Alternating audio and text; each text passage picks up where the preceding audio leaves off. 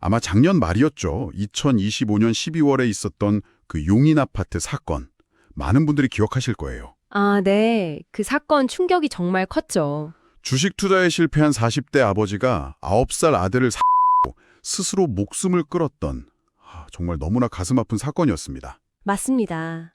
하지만 더 안타까운 건 이런 비극이 그 사건 하나로 끝나지 않는다는 점입니다. 그렇죠. 왜 이런 일들이 반복되는지, 그 끔찍한 선택을 한 부모의 마음속에는 뭐가 있었는지. 그리고 가장 중요한 피해자, 아이들의 시선은 어땠는지. 네. 더 나아가서 우리 사회의 구조적인 문제점과 해결책까지 아주 입체적으로 분석하고 있었습니다. 맞습니다. 왜 우리 사회 시스템 안에서 이런 비극이 반복적으로 발생하는지 그 구조를 한번 이해해 보자는 겁니다. 가장 가슴 아픈 이야기부터 시작을 해야 할 것 같습니다.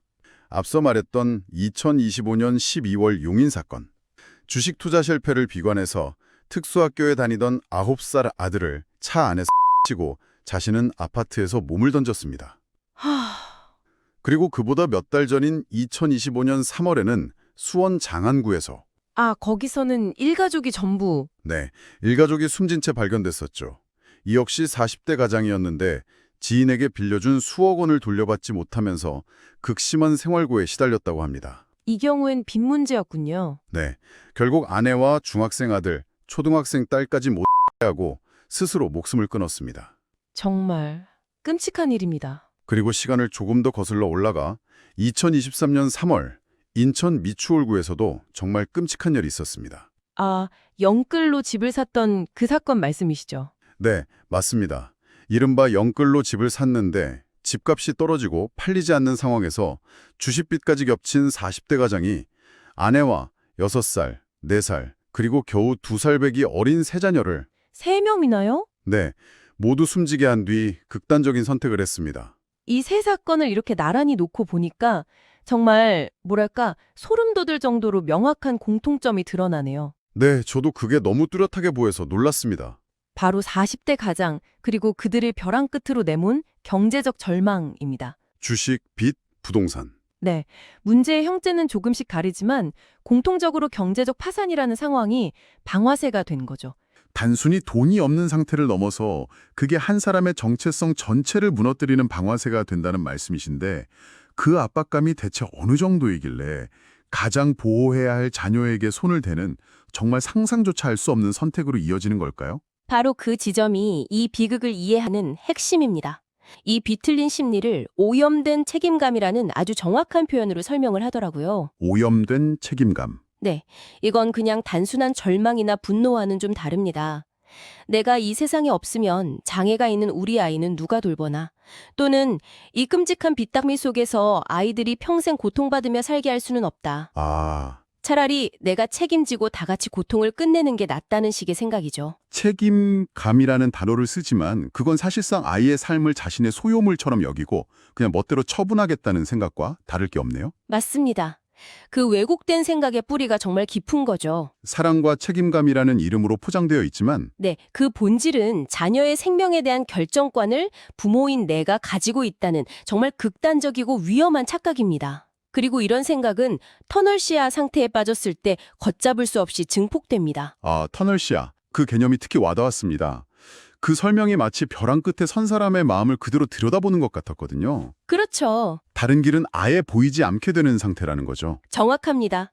극도의 스트레스와 고립감에 휩싸이면 마치 캄캄한 터널 안에서 저 멀리 보이는 작은 비상구 하나만 보고 달려가는 것처럼 다른 대안이나 해결책을 전혀 인식하지 못하게 되는 겁니다. 주변에 도움을 청하거나 파산 절차를 밟거나 여러 복지 제도를 이용하는 길 같은 네, 그런 수많은 다른 선택지들이 아예 시야에서 사라져버리는 거죠.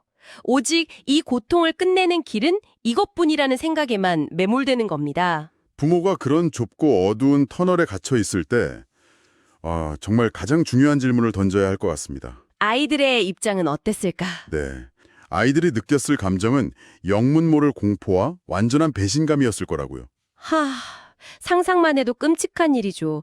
세상에서 가장 믿고 의지했던 존재, 나를 지켜주고 보호해줘야 할 엄마, 아빠가 어느 날 갑자기 나를 해치려는 존재로 돌변했을 때 그 아이가 느꼈을 혼란과 공포는 감히 헤아리기 어렵습니다. 더구나 이 아이들은 살고 싶다는 자신의 가장 기본적인 권리나 의사표현조차 할 기회를 완전히 박탈당한 겁니다. 그냥 저항할 수 없는 무력감 속에서 죽음을 맞이한 거네요. 그렇습니다. 특히 용인 사건의 피해 아동이 특수학교에 다니고 있었다는 점은 이 비극성을 더욱 극대화하는 것 같아요. 맞습니다. 자신의 의사를 표현하거나 저항하는데 더 큰 어려움이 있었을 가능성이 높기 때문이죠. 이걸 보면 어떤 상황에서도 이건 합의나 선택이 될 수 없는 명백한 행위라는 게 너무나 명확해집니다. 그럼요. 부모의 선택은 아이의 의사와는 전혀 무관한 일방적인 폭력이자 가장 잔인한 형태의 아동학대입니다. 이 지점을 명확히 하는 게 이 문제를 제대로 보기 위한 출발점이죠. 네, 부모 개인의 심리 상태, 그 터널 시야까지는 어느 정도 이해가 되는데 저는 여기서 한 걸음 더 나아가게 되더라고요. 아, 어떤 점에서요? 왜 유독 우리 사회에서는 이런 심리 상태가 가장 끔찍한 선택, 그러니까 가족을 해치는 방향으로 나타나는 걸까 하는 점이죠. 아, 정말 중요한 지적입니다. 자료에서도 그 답을 우리 사회의 구조적인 문제에서 찾고 있었고요. 맞습니다. 개인의 심리적 취약성이라는 게 이게 진공 상태에서 만들어지는 게 아니니까요. 자료에서 지적하는 첫 번째 구조적 원인이 우리 사회에 정말 깊이 뿌리내린 가족을 소유물로 보는 인식입니다. 자녀를 독립된 인격체가 아니라 네, 부모에게 종속된 존재, 부모의 부속물처럼 여기는 가부장적 사고방식이 여전히 강력하게 남아있다는 거죠. 내 자식인데 내 마음대로 할 수도 있지라는 끔찍한 생각이 거기서부터 나오는 거군요. 내 실패 때문에 내 자식이 고생하는 꼴은 절대 못 본다는 말이 언뜻 들으면 자녀를 위하는 말 같지만 그 속에는 자녀의 인생은 나의 연장선이며 내가 책임지고 끝낼 수도 있다는 소유의 개념이 깔려 있다는 분석이 정말 날카로웠습니다. 그렇네요. 그리고 두 번째 원인은 경제적 파산은 곧 인생 파탄이라는 너무나 강력한 사회적 낙인입니다. 아, 실패에 너무 가혹한 사회. 네, 한국 사회는 유독 실패에 가혹하죠. 한 번 빚을 지고 넘어지면 재기하기가 너무나 어렵고 그 과정에서 겪는 사회적 모멸감과 수치심이 엄청나거든요. 빚은 단순히 경제적 문제를 넘어 그 사람의 도덕성과 능력 전체를 재단하는 잣대가 되어버립니다. 이런 분위기 속에서는 경제적 위기가 그냥 돈이 없는 상태가 아니라 사회적 관계가 끊어지고 인간으로서의 존엄성마저 상실하는 과정처럼 느껴지겠어요? 바로 그겁니다. 내가 실패자라는 낙인이 찍히는 순간 내 가족들도 똑같은 낙인이 찍힐 거라는 공포가 생기는 거고요. 정확합니다. 그 공포가 앞서 말한 오염된 책임감과 결합하는 겁니다. 그리고 마지막 세 번째 원인이 이 모든 것을 최악의 상황으로 몰고 가요. 그게 뭔가요? 바로 도움을 청하지 못하는 문화, 즉 사회적 고립입니다. 나 너무 힘들다, 사업이 망했다고 솔직하게 털어놓는 순간 무능력한 사람, 실패한 가장으로 낙인 찍일까 봐 두려워하는 거죠. 그래서 괜찮은 척, 버티는 척 하다가 네, 그러다가 도움을 요청할 수 있는 마지막 골든타임을 놓치고 마는 겁니다. 이 세 가지 요소가 정말 악마의 톱니바퀴처럼 딱 맞물려 돌아가는군요. 네, 큰 그림에서 연결해보면 이렇습니다. 먼저 자녀를 나의 일부, 나의 소유물로 보는 인식이 사회 저변에 깔려 있고요. 네. 여기에 한 번 실패하면 끝장이라는 극심한 사회적 압박이 개인을 짓누릅니다. 마지막으로 힘들다고 말하지 못하는 고립된 문화가 개인의 터널 시야를 극도로 좁고 어둡게 만들죠. 결국 자신의 실패와 가족 전체의 운명을 동일시하게 되고 네, 나와 함께 가족도 이 고통을 끝내야 한다는 끔찍한 결론에 이르게 되는 겁니다. 개인의 심리적 취약성이 사회 구조적 문제와 결합해서 최악의 시너기를 내는 셈이죠. 자, 이쯤 되면 정말 숨이 막히는데 이 비극의 고리를 끊기 위한 구체적인 대안들이었는데 여기서부터가 정말 중요합니다. 그럼 대체 뭘 어떻게 해야 할까요? 바로 용어의 재정립입니다. 언론과 우리 사회가 이런 사건을 더 이상 동반자살이나 일가족 살 이런 말로 부르면 안 된다는 거죠. 자녀 후 극단적 선택 또는 자녀 후 자살이라고 명확하게 불러야 한다는 겁니다. 단순히 용어 하나 바꾼다고 뭐가 달라질까 이렇게 생각할 수도 있을 것 같은데요. 이게 그렇게 중요한 문제인가요? 굉장히 중요합니다. 왜냐하면 언어는 우리의 인식을 규정하거든요. 동반이라는 단어는 마치 구성원 간의 합의나 동의가 있었던 것 같은 끔찍한 착각을 불러일으킵니다. 아, 가해자인 부모의 행위에 비극적인 서사를 부여하고 어쩔 수 없는 선택이었던 것처럼 보이게 만들죠. 하지만 우리가 앞서 확인했듯이 여기에는 아이들의 동의나 선택이 개입할 여지가 전혀 없었습니다. 명백해져. 용어를 바로잡는 것은 부모의 행위가 비극이 아니라 용납될 수 없는 범죄라는 사회적 인식을 확산시키는 가장 강력한 첫걸음입니다. 인식을 바꾸는 시작점이군요. 그리고 두 번째 해결책은 좀 더 거시적인 이야기인데 패자부활전이 가능한 사회를 만드는 것. 네. 파산이나 회생 절차를 밟더라도 그것이 인생의 끝이 아니라는 주홍 글씨가 남지 않고 다시 일어설 수 있다는 사회적 신뢰를 회복해야 한다는 거죠. 맞습니다.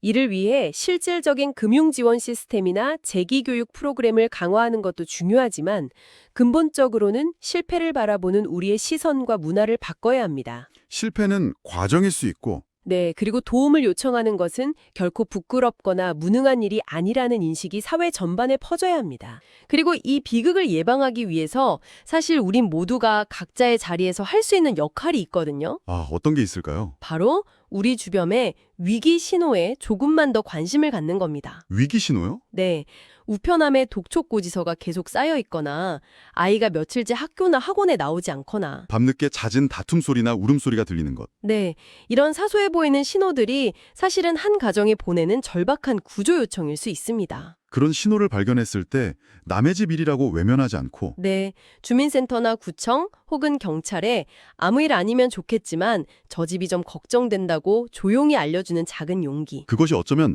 한 가족의 생명을 구할 수 있는 골든타임을 지키는 가장 중요한 행동일지 모르겠습니다. 맞습니다. 그리고 사회 전체가 함께 기억해야 할 사실이 있어요. 네. 도움을 요청하는 것은 실패가 아니며 경제적으로 어려워졌다고 해서 부모로서의 자격이 박탈되는 것은 아니라는 것. 아이들은 가난해도 부모와 함께 살고 싶어 한다.